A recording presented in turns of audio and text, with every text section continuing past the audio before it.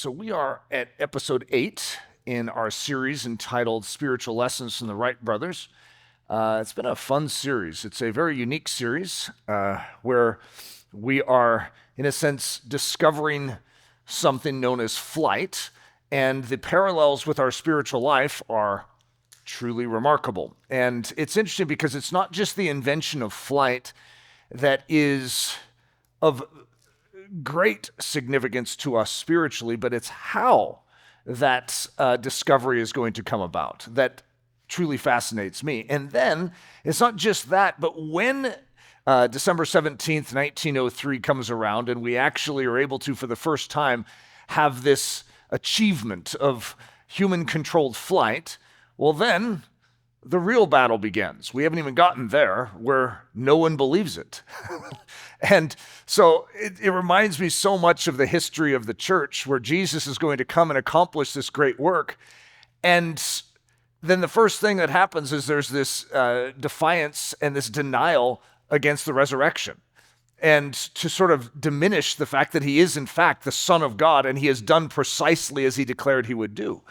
And so this cover-up begins, and it's just interesting how these movements, these explosions of revelation can oftentimes be immediately covered in sediment. And so it's important that in our lives we learn from these things and grow. This particular message is called Kitty Hawk, and I technically, for my creative brain, that title is very, very poor, and I've had it titled that this entire time. And even this morning, I'm like, oh, come on, I can do it better than that. Technically, I decided this is what I'm going with because this is symbolic in and of itself. Kitty Hawk is almost like a character in this story. It is the one place that none of us really want to be. It is that part of life that we would prefer to avoid. And yet, when we go head on into Kitty Hawk, that's when we have breakthroughs in our life spiritually. So to be able to go into this, because this message will have to do with wind, just like the previous two have had to do with wind. Wind is a big part of this entire series. So if you don't like wind, this is a very unique series for you because we just have to encounter wind constantly, which is sort of getting in the shoes of the Wright brothers. They knew they had to be where the wind was. And to be honest, most of us would prefer not to be where the wind is, especially if you liken wind to difficulty, trials, tribulations, challenges, sufferings, inconveniences. No, thank you. And so to deliberately try and figure out where the wind is and then go there, what an interesting way to live. So to lay the foundation for this, we're going to do a little unpacking in the book of James, right at the very beginning of the book. And it's a passage that we're all familiar with. However, I want you to, I don't want to even say for humor's sake, but for even soul educational purposes, I want us to act like we don't know what this scripture finishes with. Okay, it starts with, my brethren, count it all joy when. Okay, so ... When would we count it all joy? Well, let's unpack the idea of count it all joy. So different translations would say, consider it pure joy, consider it a great joy, consider it all joy, consider it nothing but joy. Okay, what are we supposed to consider at such a high level where this is like all joy? And so I want to unpack even this a little more to understand that it's made up of two Greek words, an adjective and a noun, the adjective being pas, all, the full thing, the entire idea, the purest, most essential form, the quintessential way. So when it says all joy, that pas, all, is the full thing, the entirety, the purest, most essential form of something. So whatever form of joy this is the highest form. This is like the greatest achievement joy could have. This is the highest rung joy could reach to. Pas. Kara, which we're going to translate as joy in this context, could be gladness, delight, cheerfulness. This is the highest rung of this thing known as joy, this highest rung of this thing known as gladness, delight, and cheerfulness. So pas plus kara, is the fullness of joy, the extremity of gladness, the chief delight, the most robust cheerfulness. So let's do our amplified version of this now. My brethren, count it all joy, consider it the fullness of joy, the extremity of gladness, the chief delight, the most robust cheerfulness, when? Okay, now aren't you intrigued to know what the latter half of this sentence is? Because whatever it is, that is a commission for us to consider it the highest rung, the thing we most want to have, because this is the chief essence of joy. So let's fill in the blank with some different options. Some great options for when we would consider something the chief or the highest rung of joy. When we find earthly success.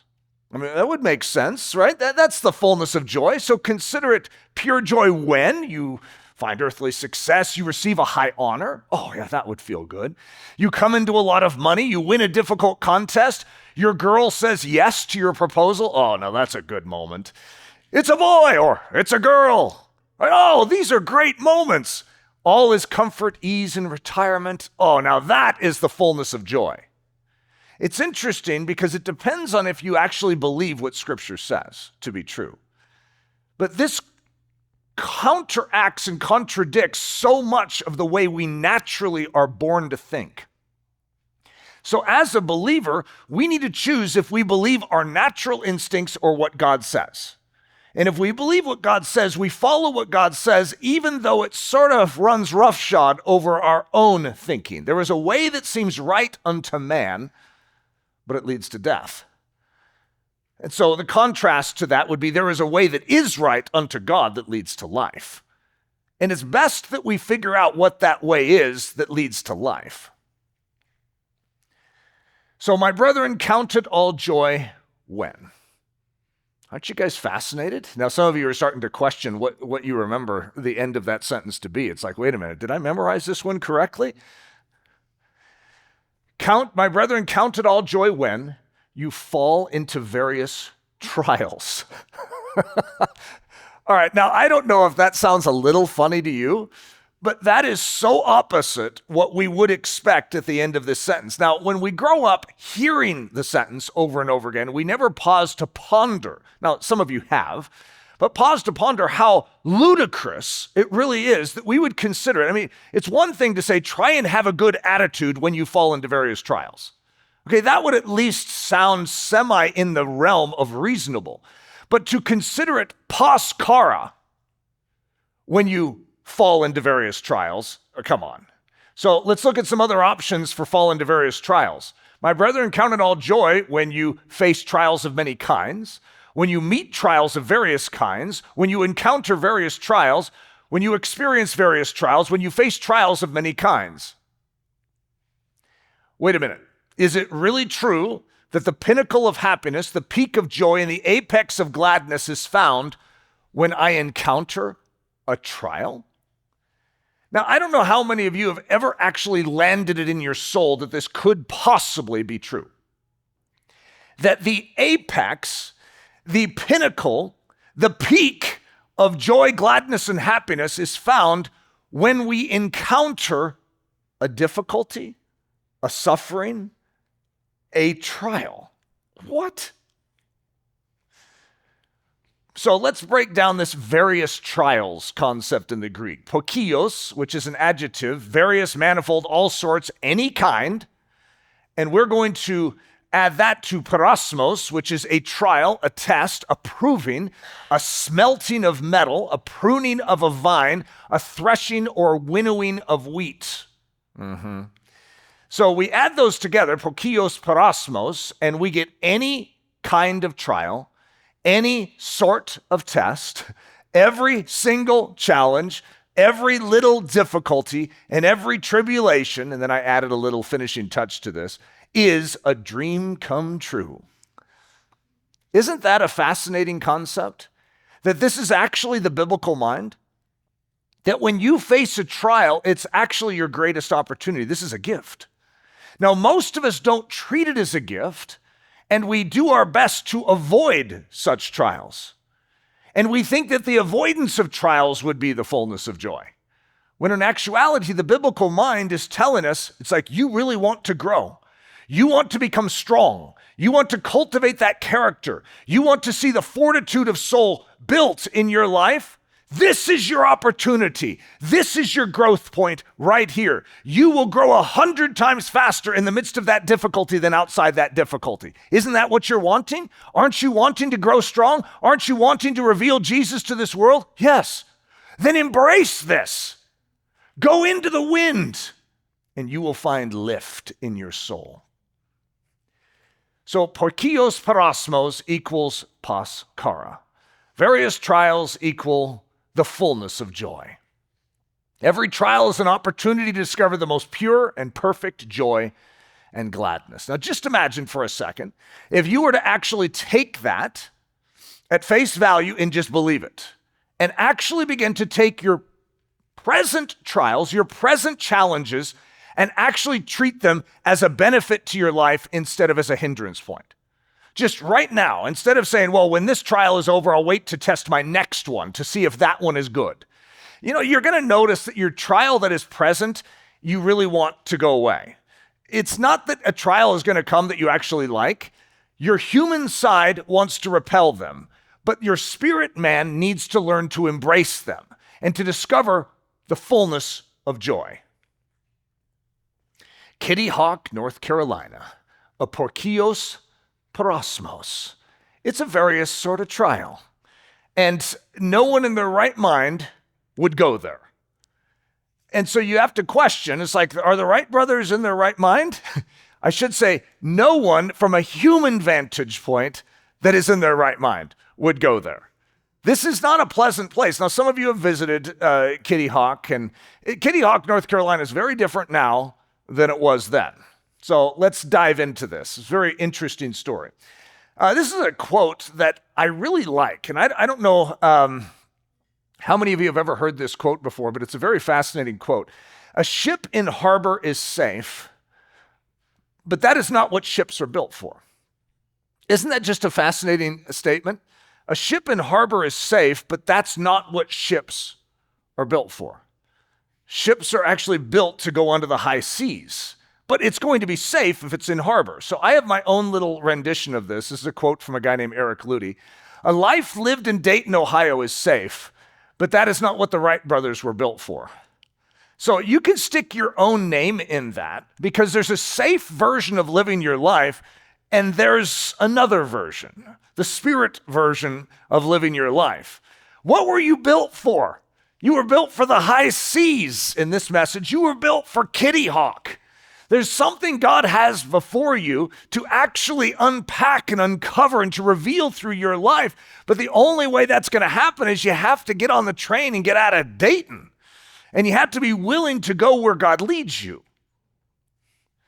Solving the problem of balance. So we're in the year 1900. Now the discovery of flight, the human-controlled flight, is going to be sort of officially discovered December 17th, 1903. We're in 1900, so we're a little before that, obviously.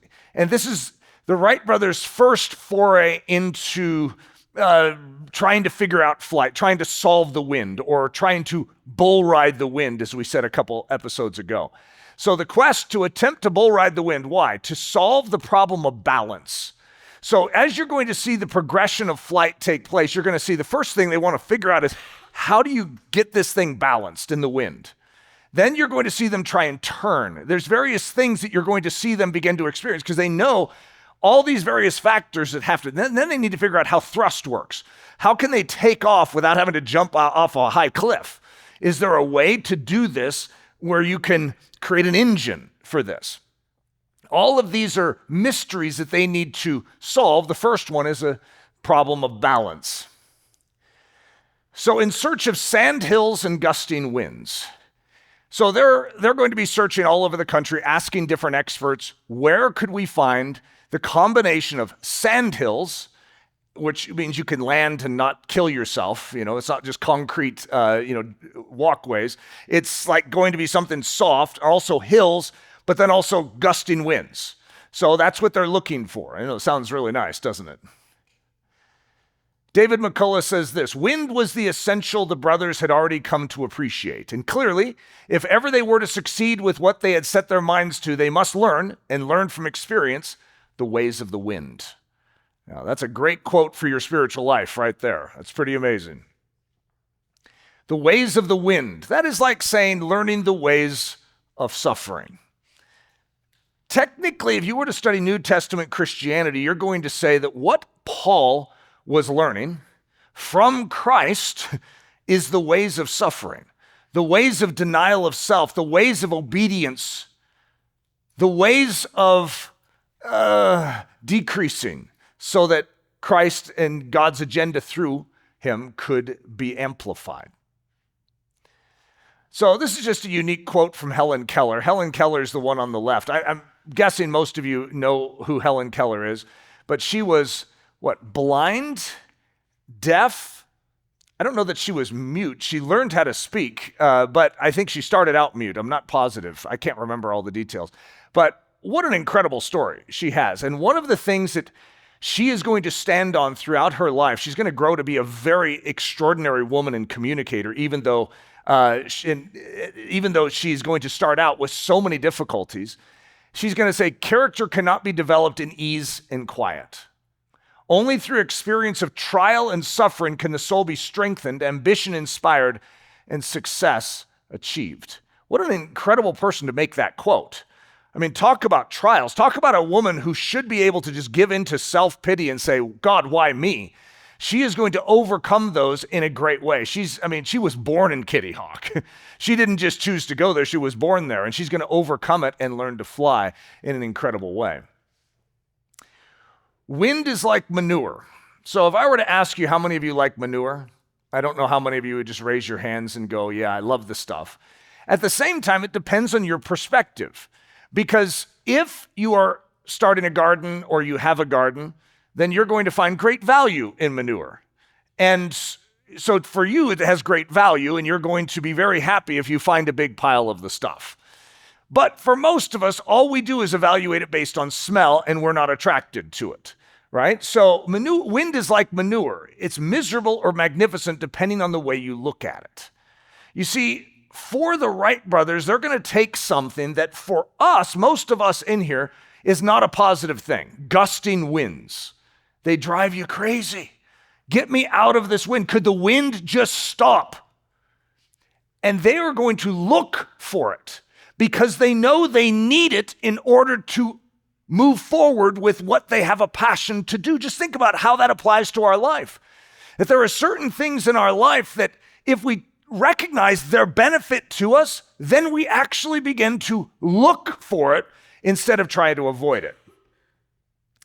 David McCullough says it this way. In answer to an inquiry Wilbur sent to the United States Weather Bureau in Washington about prevailing winds around the country, they were provided extensive records of monthly wind velocities at more than 100 Weather Bureau stations, enough for them to take particular interest in a remote spot on the Outer Banks of North Carolina called Kitty Hawk, some 700 miles from Dayton.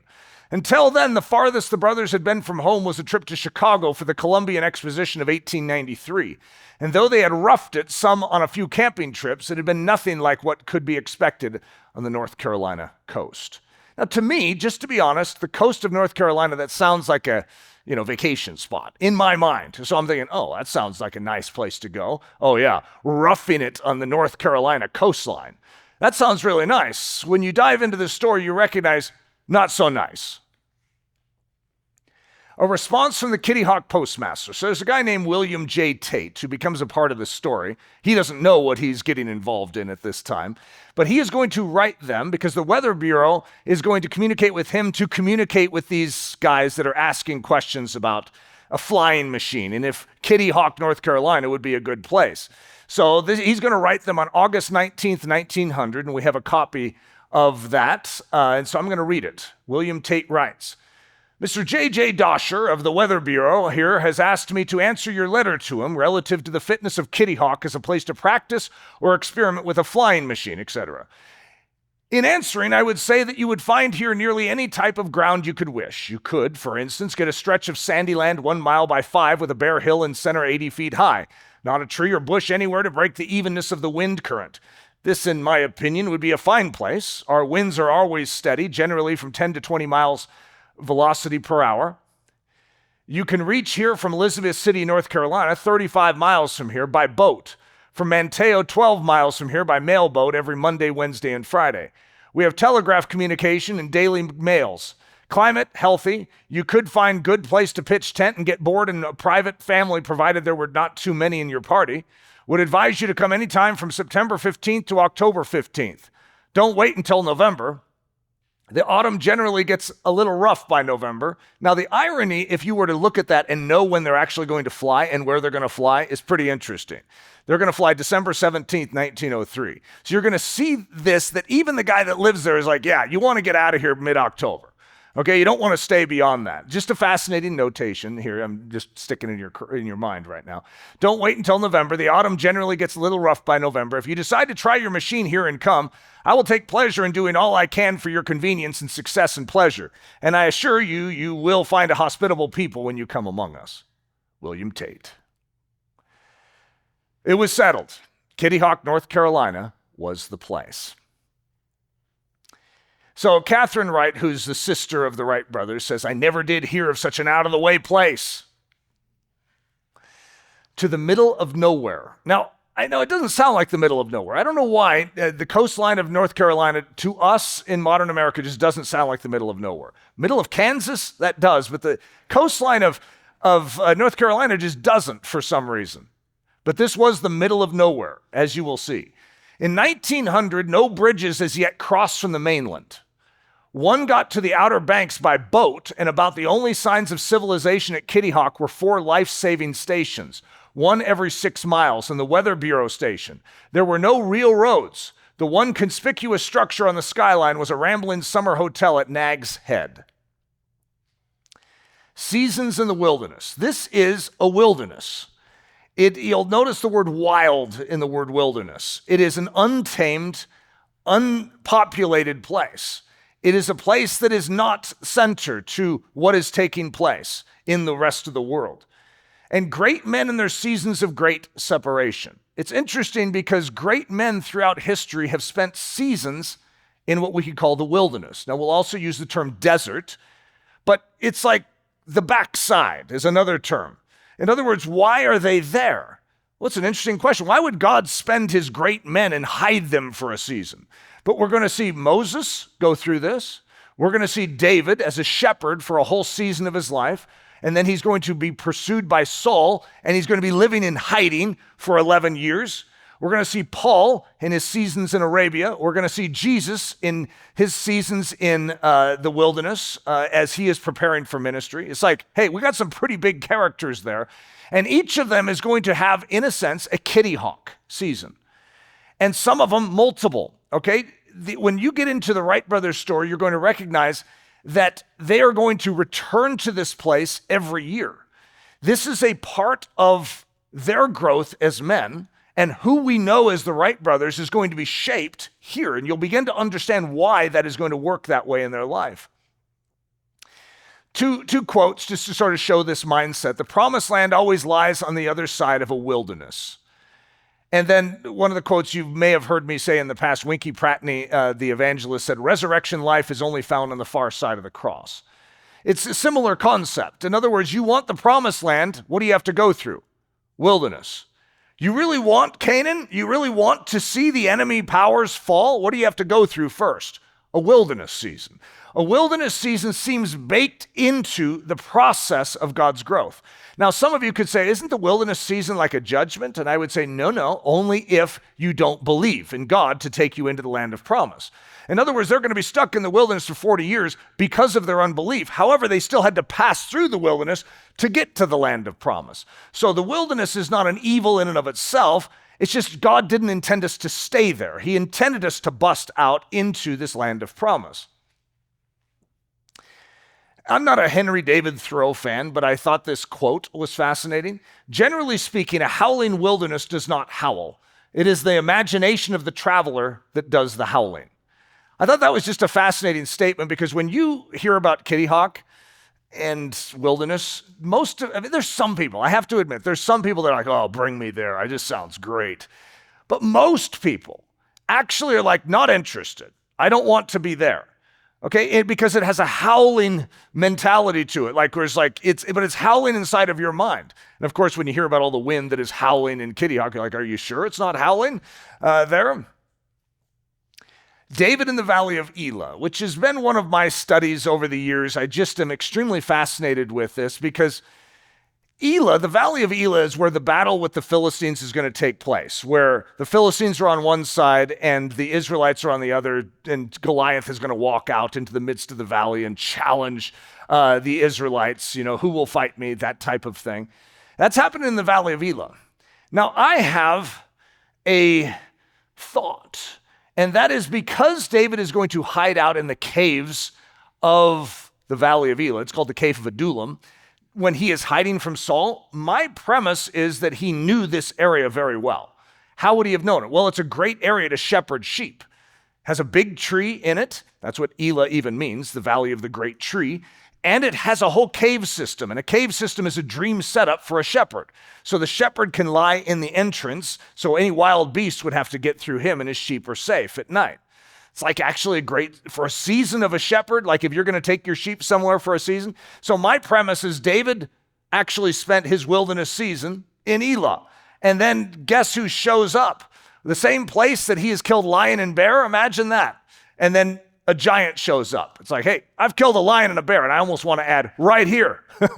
And they came against my sheep. Well, now they're coming against my sheep again. And so I'm going to stand up against this beast. So David in the Valley of Elah, listen to this idea. It's the season of preparation for suffering and for success. So what a season of shepherding will do for any of us is it prepares us to endure greater sufferings. So David lives a pretty rough life as a shepherd. But what is he being prepared for? He's living in caves and taking care of sheep and fighting off wild beasts. What is he being prepared for? To spend 11 years hiding in caves and being hunted by Saul. Okay, in other words, he's being prepared for suffering by suffering. I know that sounds strange, but he's also being prepared for success. That same difficulty in the wilderness is actually preparing him to stand against Goliath, preparing him to succeed in hiding from Saul and winning in that season of persecution, to succeed in taking the throne of Judah and then subsequently Israel to actually rule as a great king. So this is a season of preparation that every single one of us is invited into. So Ananias, who is... It's different than the Ananias and why does that sound funny? Ananias and Sapphira? That is correct. It sounded funny. This is different than the Ananias and Sapphira. So this is Ananias who lives in Damascus. Is that right? That would be where he was. Paul was on the road to Damascus, right? So he lives in Damascus. He's a godly man, and God is going to speak to him that this raging character, this persecutor of the Christians, Saul of Tarsus, needs to be prayed for, right? And one of the things that God is going to speak to Ananias is this: for I will show Paul, how many things he must suffer for my name's sake. It's like, well, that's encouraging. And yet, at the same time, if you could recognize that that's what this message is, if you were to take the Wright brothers and say that instead of for Christ's name's sake, it's like, show them how many things they need to suffer in order to invent this plane. If they really are going to invent this, they need to understand what it's going to take. They need to recognize that. Saul, or we're going to know him as Paul throughout the rest of the New Testament, Paul needs to understand what it takes to grow into a man of God, to actually demonstrate the kingdom of heaven on this earth. And what's interesting is I would say he is our chief educator in the New Testament on suffering. And I mean, obviously the quote I gave you at the very beginning is James, so it's not that James is ignorant of it. It's just that Paul is going to reference this more than any other writer, probably times 10, maybe even more. It's just a massive theme for him. Peter is also going to write on this. But Paul is like head honcho when it comes to explaining the fact that we all are going to suffer. But this is not to our detriment, this is to our advantage. And whether we live or die, it doesn't matter. We suffer for Christ, we have more of Christ. We die, it's gain. It doesn't matter, we gain no matter what. Wilbur, Wright, and Kitty Hawk, North Carolina, a season of extreme wind. So I'm going to follow Wilbur because Orville is going to stay back and he's going to be finishing up some things in the machine shop that need to be readied so that when he comes out, they can actually try out their glider. And so Wilbur is going to go ahead, not having any clue. Now, he's never even traveled further than Chicago.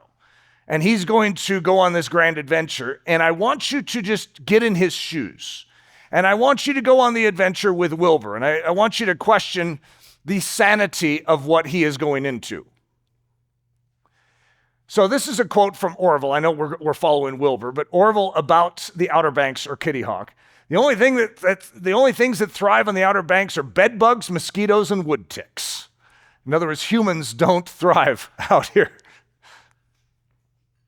The Wright brothers chose to head into the wind, and they did so on purpose. Why is the season of howling wilderness wind a key step to greatness? That is an important question. Couldn't we grow into strength? Couldn't we demonstrate God in a way where we could avoid a season of howling wilderness? I mean, I think all of us would sort of join together and say, yeah, could we agree that that would be a great idea? Let's pitch that to God. Maybe God will, buy it and say, oh yeah, what have I been doing? Why have I been taking my saints through howling wilderness? We could have done this a lot better way. And so why is it important? So let me at least give you 7 reasons. A season of wilderness drains out the pride. It's hard to be proud when you're in a season of hiding, when you're a season on the backside, when no one sees what you're doing. When David is shepherding, there's no pride there. It's the lowest position in all of Israel to be a shepherd. No one sees your achievements. When he kills a lion and a bear, no one applauds them. So everything you're accomplishing is not being done for public approval. And then it purifies your motives. Why are you doing it? Number 3, it separates out sheep from goats. And my way of saying that is it's going to separate out 2 sorts of people. People that fold up and fail and go home, and people that keep going and say, no, this is a vision I'm willing to suffer for. It firms up the faith of the man. It cultivates divine dependence. It builds deep calluses on his emotional hands. When you say the word callous, it sounds bad, so that's why I didn't say he develops calluses on his heart, because that just sounds bad. You don't want a calloused heart, right? You don't want a calloused mind, but you need calluses. If you've ever, worked out with weights, you know that the first time you do, those barbells will just start to work away at your hands. You'll have blisters on them. And so you have to firm up your hand, your grip. And the same thing is true for life. When you are being thrust into greater challenges, you want to rely on callus built in previous seasons. And so that's what a season of howling wilderness does. It builds deep calluses on his emotional hands, and it firms him for even greater challenges in the future. The journey to Kitty Hawk. Now, this is interesting to me because he's not even in Kitty Hawk yet. And it seems like all hell stands against him from even getting to Kitty Hawk.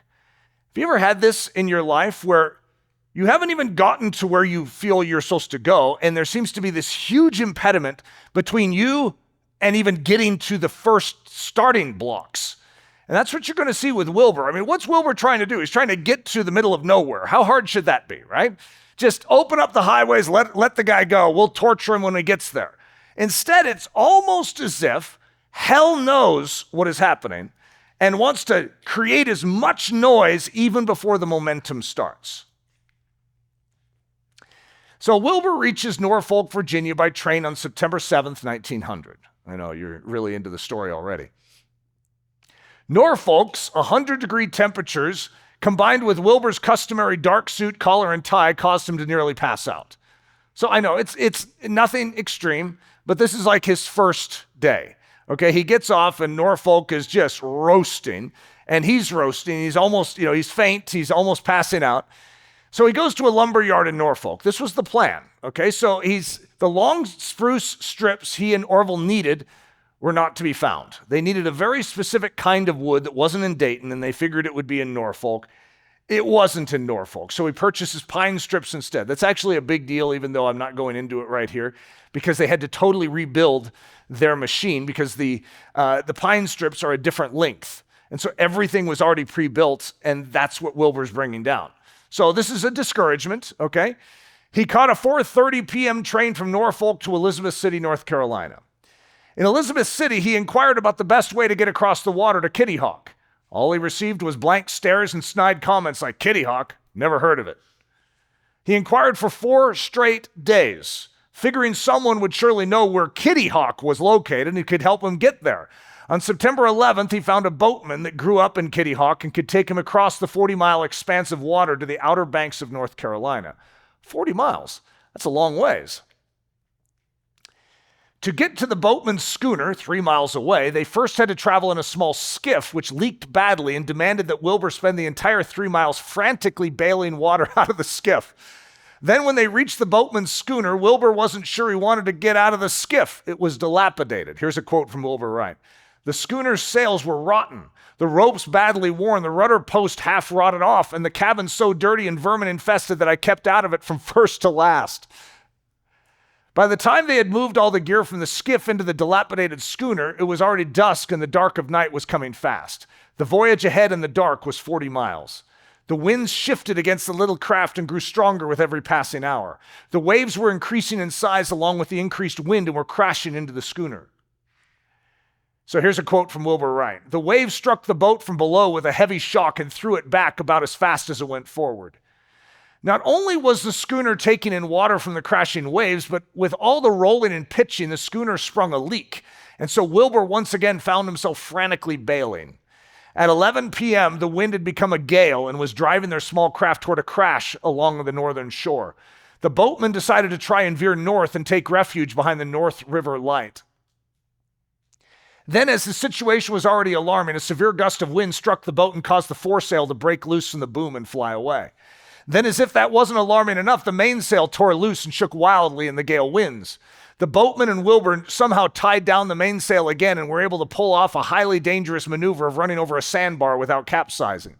Having arrived in a place of slight refuge, they set anchor and slept in the North River that night. On September 12th, Wilbur and the boatman spent half the day repairing the schooner to set sail again for Kitty Hawk. They arrived at Kitty Hawk at 9 p.m. on September 12th, and Wilbur slept the night on the schooner's deck. He finally went ashore the next morning on September 13th after having left Elizabeth City on the 11th. Bill Tate, so he's the postmaster that wrote that letter to them. He says, the community of Kitty Hawk at that time, in 1900, was a hardy race, chiefly descendants of shipwrecked sailors whom storm and misfortune had cast upon the shores of the North Carolina coast. Life in Kitty Hawk, North Carolina was one of double-barreled isolation.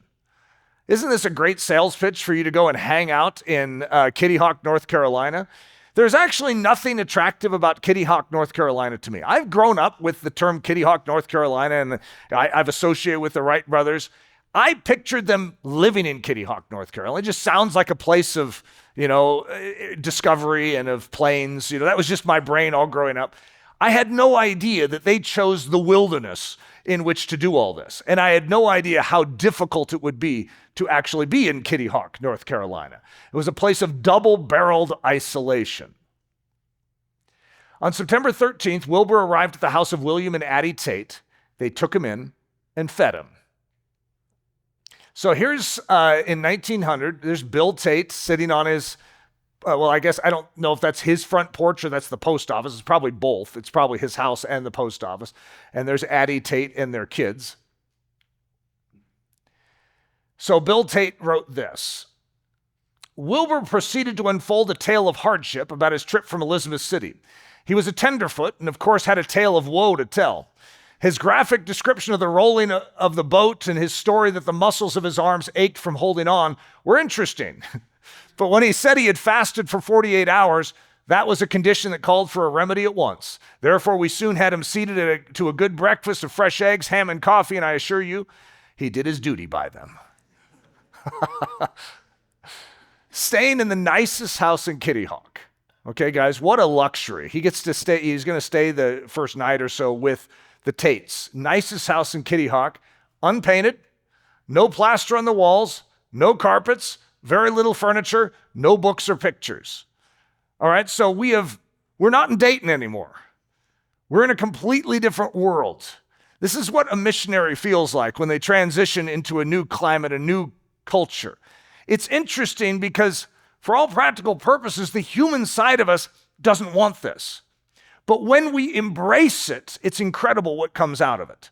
When we actually see it as an adventure, instead of as some kind of judgment or penalty, it actually changes the whole situation.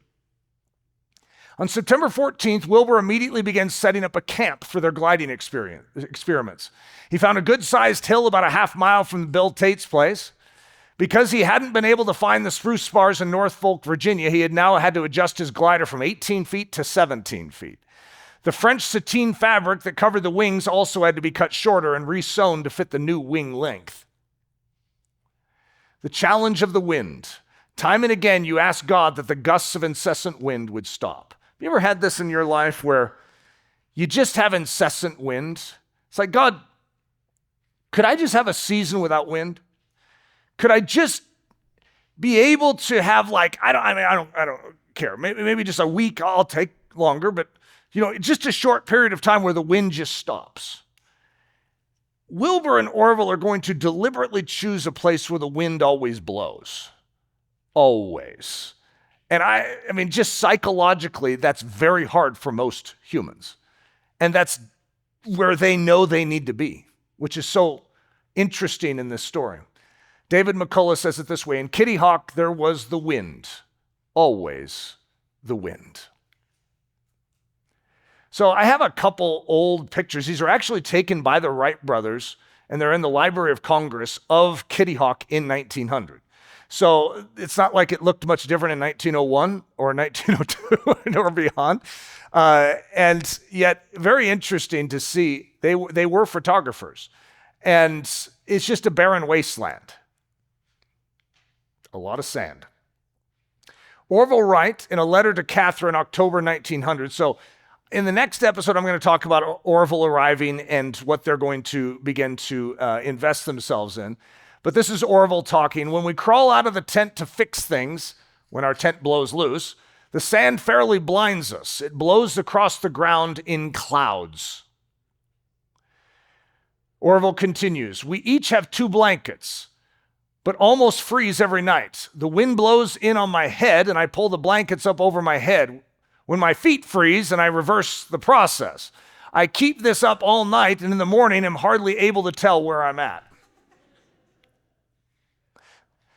This is Orville. He continues in his letter to Catherine. We came down here for wind and sand, and we have got them. The essentiality of the wind. So for us, if you could somehow digest this, if you could take God at his word and actually reckon it truth in your soul, the essentiality of the wind. For discovering flight, it's essential. They will not be able to discover or learn how balance works. They will not be able to discover how turning works. They will not be able to discover how soaring works. It would be impossible if they don't have wind. Just try flying a kite without wind. It doesn't work. If you want to fly, you need wind, and that's a spiritual principle for all of us. However, most of us are not inclined to go find it.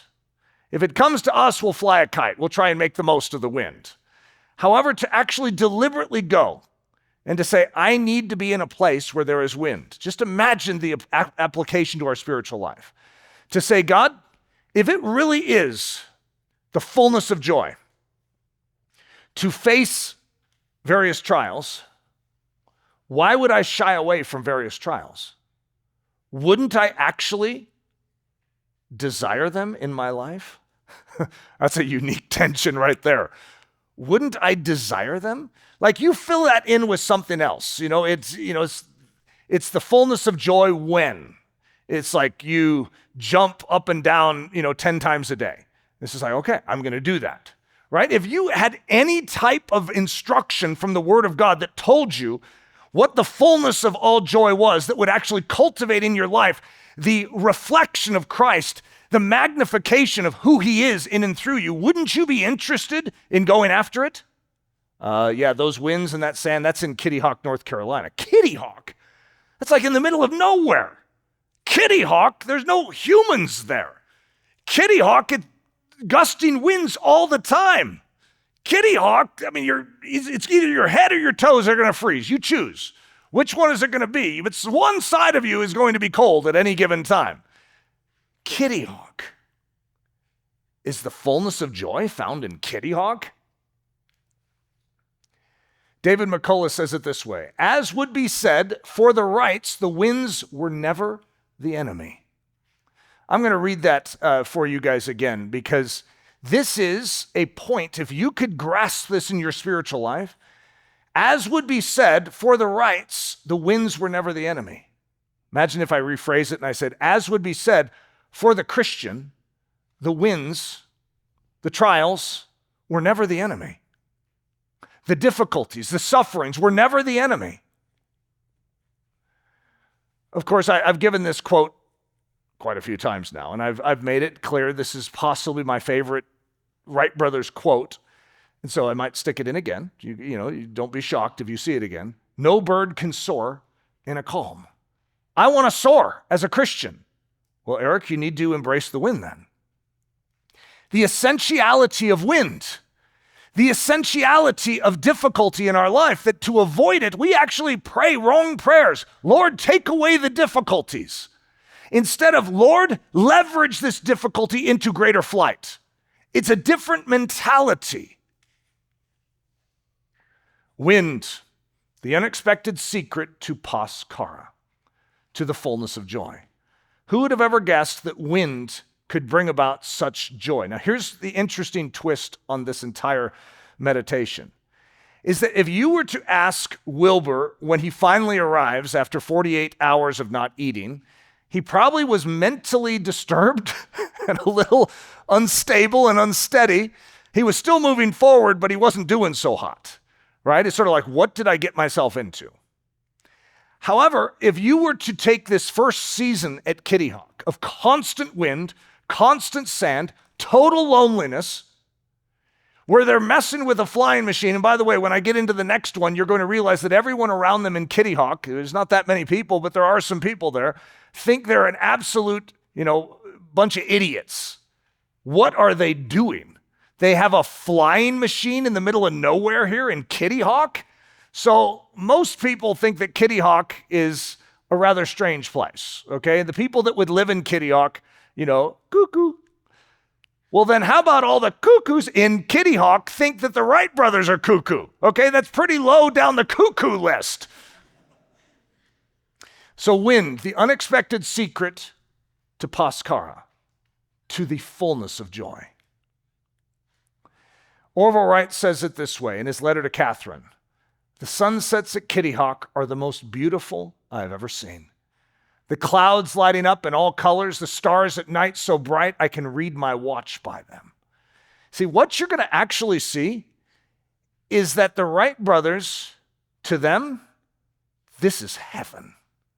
And it's actually shocking to the soul when you see how difficult it is and you're like, get me out of here. I want out of here. And by the way, they're going to keep coming back. And it's not that it gets easier.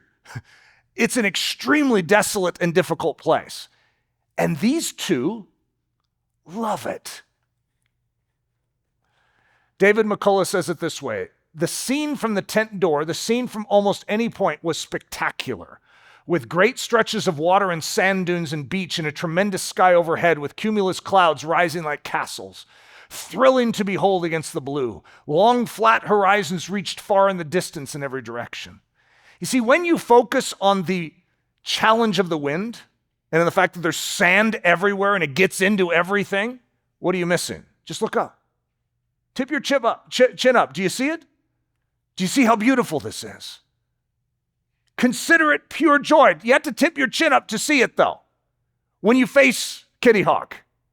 Yeah, you could focus on the wind. You could focus on the sand. You could focus on your freezing toes or your freezing head. You could focus on that. But do you see how spectacular this is? Amy Carmichael has a quote. It says, 2 men stare through prison bars. One saw mud, the other stars. When you stare through a difficulty in your life, prison bars, what do you see? Do you see the mud or do you see the stars? The Wright brothers have every reason. I mean, it's hard for me, even when I read their story, not to see the mud. It's like, guys, come on, let's think this through. Every scientist up to this point has declared that what you're trying to do is an idiot's errand. You're not even going to be able to accomplish it. Let's at least think this through. You have a great business, this bike business you have back in Dayton. Let's just be reasonable and let's stay focused. What are you guys doing? You're literally going to misery to accomplish what? Okay, so this is the great argument against the Christians forward movement right here. It's like, look, you could have a stable, sane life that people around you could pat you on the back and say, you're normal. Instead, you got this bee in your bonnet and you need to live and follow Christ. It's like, oh boy. Yeah, straight into Kitty Hawk. What are you thinking? Do you see the view? Do you see what I see? You're staring at mud. I'm staring at stars. This is extraordinary. David McCullough continues, far from home, on their own in a way they had never been, the brothers seemed to sense as they never had the adventure of life. Orville would later say that even with all the adversities they had to face, it was the happiest time they had ever known.